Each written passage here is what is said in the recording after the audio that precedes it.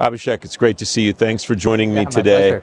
pleasure. What are you seeing organizations in government doing to build their resilience, a term that a lot of the government people here are talking about, at least as far as awareness goes? Yeah, I think one of the first things we're seeing is just a lot of focus on zero trust. Obviously, that's a term that's gaining a ton of popularity inside the federal sector. And I think it's great, and it's directly tied to the idea of resilience, because the whole point of zero trust, obviously, is that you're not susceptible to one failure at some point in the chain. You have additional layers that create resilience. So there's a ton of conversation around zero trust happening and being applied to lots of different specific areas within the cloud, especially in the face of things like some of the AI-based advancements now, both from a defensive standpoint and an offensive standpoint. Is zero trust cyber resilience, or is zero trust a component of cyber resilience? I would say it's a framework for thinking about security in general. One thing that I feel is that sometimes people think about it as a specific product, like a zero trust product. It's not really that, it's a mentality. And that mentality has as a goal resilience. So I think it is really a framework that helps you achieve resilience. And that's really kind of what we're starting to see the government adopt, that mindset. Obviously, in our case, we apply that to systems like email, like the productivity suite. And we can get into what that means specifically, but it's just nice to be able to see that concept being applied broadly.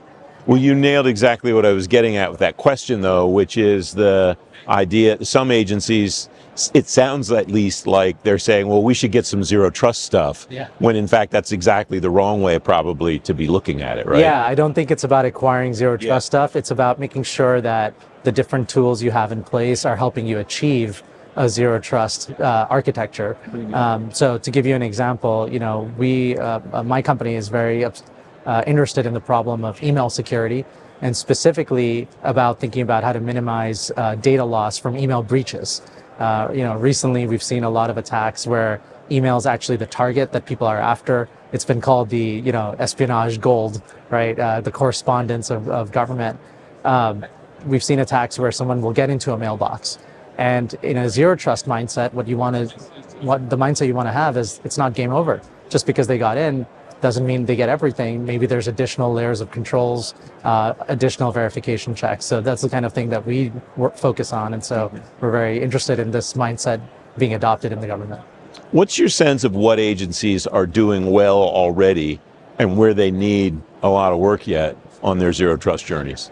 I think that one thing that agencies have done well, and even this morning, we're listening to a talk where just helping the industry define zero trust and get everybody on the same page of what it even means. I mean, to your point, the whole conversation of we should get some zero trust stuff, it's a little misguided. So just helping, first of all, explain and clarify, and then realizing that it is not going to be an overnight thing. It's going to be a series of steps that need to be taken, kind of going technology by technology and understanding, doing an assessment. So I think that's what they're doing well.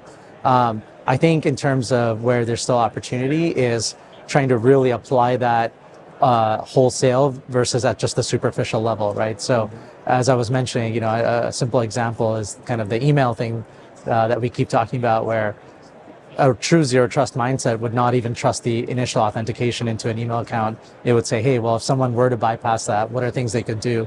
So it's not easy, but it really does require kind of thinking about it comprehensively versus just at the superficial level. You mentioned some of the technologies that a lot of people at shows like this and other venues are talking about, artificial intelligence, machine learning, and so on.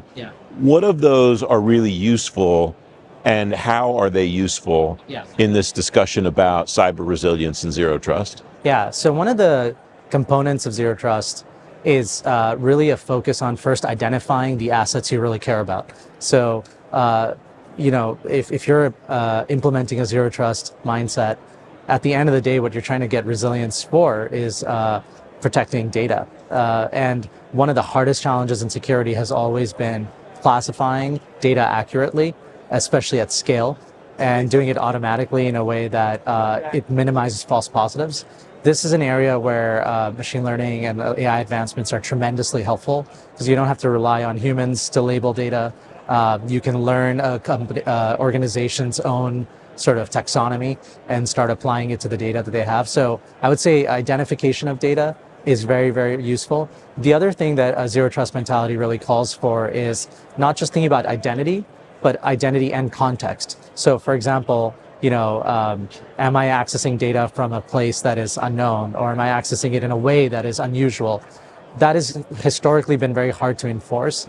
With things like AI and machine learning, you can kind of learn normal behavior and differentiate it from abnormal behavior. And so it also helps with the kind of zero trust mentality of, hey, when I see something abnormal, maybe that's where I issue an additional challenge, which is kind of a tenet of zero trust. So I think the technology is incredibly helpful on the defensive side.